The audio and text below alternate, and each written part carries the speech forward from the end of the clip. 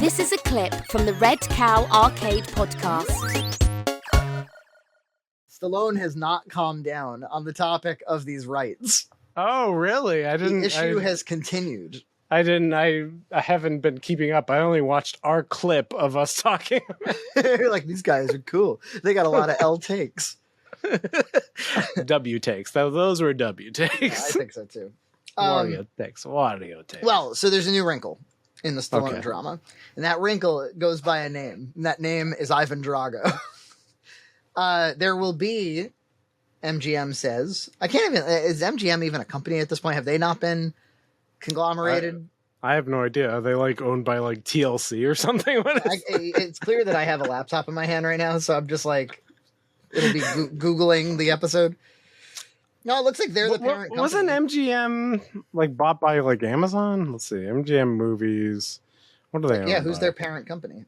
Oh, MGM Holdings. I think MGM is MGM.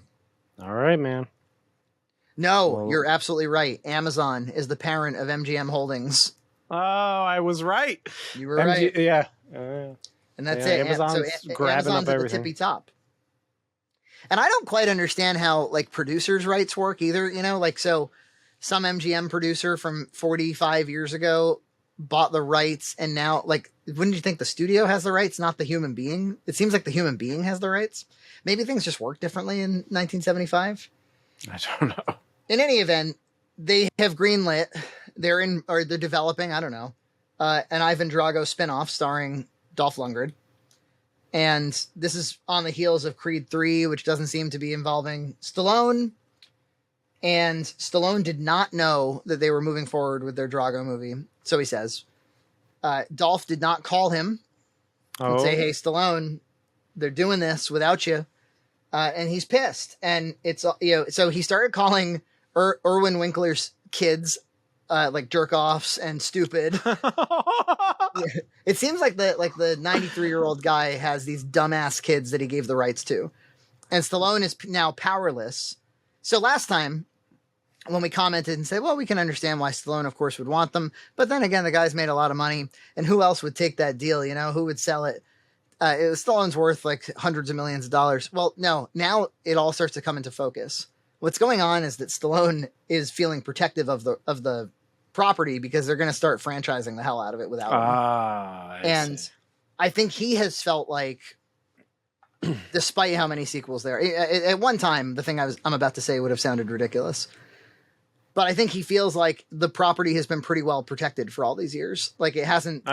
That's actually absolutely true. I mean, even the weakest ones have some redeemable value to them. I was saying, like, Rocky 1, A+, Rocky 2, A, Rocky 3, A-, Rocky 4, A-, if I'm being honest. Rocky 5 for me is like a B. Like, it's not that bad. It's better than a lot of other movies. Rocky Balboa, A+. Creed 1 for me is like a A-. Like, it's up there with like Rocky 3 and 4. And then Creed 2 for me is the least good. That's a B-. And he said it was his last one. And it also is the only one not directed by either him, Avildsen, or Ryan Coogler, who is a talent. So he's pissed, and he's pissed at Lundgren for not saying, he was like, I made this guy famous and he can't make a phone call. And I think probably what he's trying to say is Dolph could have used the leverage to be like, no, Stallone needs to be involved with this somehow because there's no Drago movie without him. Really? But he went forward. He said something like friendship is more important than gold. Keep punching. Let's see what his statement is. Beautiful. Anyway, I definitely am, if his concern is that the Rocky franchise will become like Disney's Star Wars, then I am so with Stallone. Like, that is something to prevent. Yeah, I agree with that. I think you can't dilute the brand the way Star Wars is diluting their brand. I know Star Wars is really special to some people. It's a kid's movie, though. It has not been that special to me for a very long time. It's, they're cool movies. I'm interested and I'm nostalgic, but they're, they're good tales of morality and good tales of heroism and whatnot. But to me, the Rocky, I hope a lot of our viewers agree. I think the Rocky movies are transcendent. They're like, I think they're much more like Aesop's fables. They're much more of these kind of enduring Cinderella, Jesus Christ. You know, I always joke that, or I'm not joking, that there's nothing in life that you can't learn from a Rocky movie. You know, I think that it covers just about everything, and it's so simple, and it's so human. Yeah.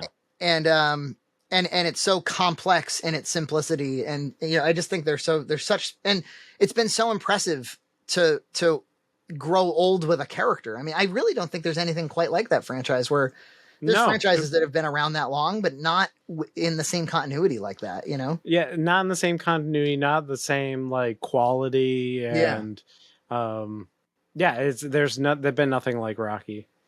So I think maybe that, you know, again, I'm speculating, but maybe this guy's spoiled brat kids are like, hey, we've got these Rocky rights, let's make some money. You know, Creed was a success, and that would be enough for Stallone to start punching. So he says, start making Instagram posts. I'm gonna use my big meaty hands on this phone.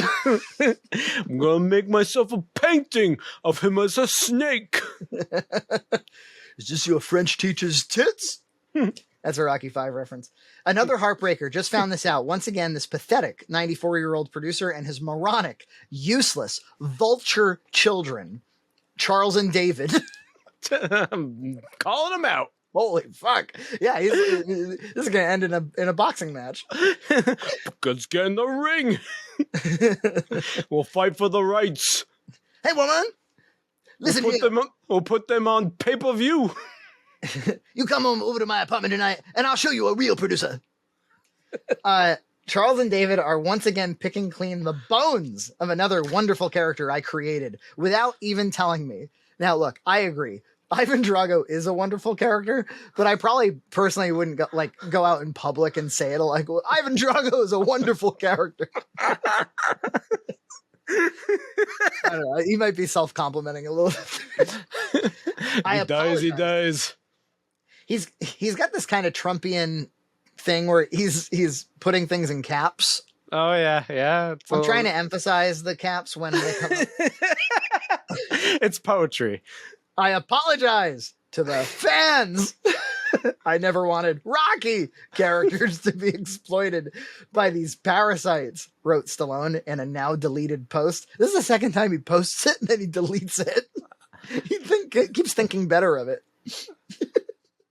That's hilarious once. It's hysterical twice.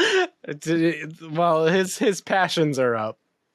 By the way, I have nothing but respect for Dolph, but I wish he had told me what was going on behind my back. Keep your real friends close. And where's the thing about gold?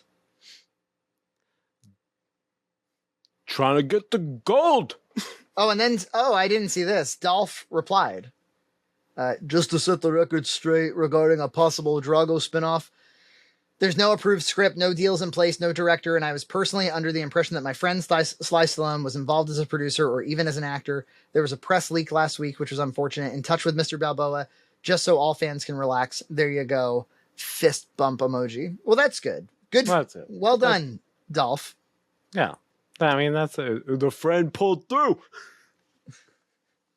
Aw. So nice. So nice. I hope that they can figure this thing out. Because, he's already got brain damage as it is. Yeah, I can't stand any more snake Instagram posts. Snaky fucking weaselly 94-year-old producers. I hope they figure it out. Because, no, I agree. You know, I personally, I think that it should have ended at Balboa, but Creed 1 was quite good, so I'll allow it. I wish Creed 2 hadn't been made, personally. I think it's a Balboa too far. I think it was definitely, it's a little soulless, a little stale, a little stilted. There were some good moments, especially with Dolph Lundgren, and but it was cool to see some of that. Yeah, but it was a little bit too what we're seeing nowadays with Star Wars. Subscribe to Red Cow Entertainment on Patreon for full episodes every other week.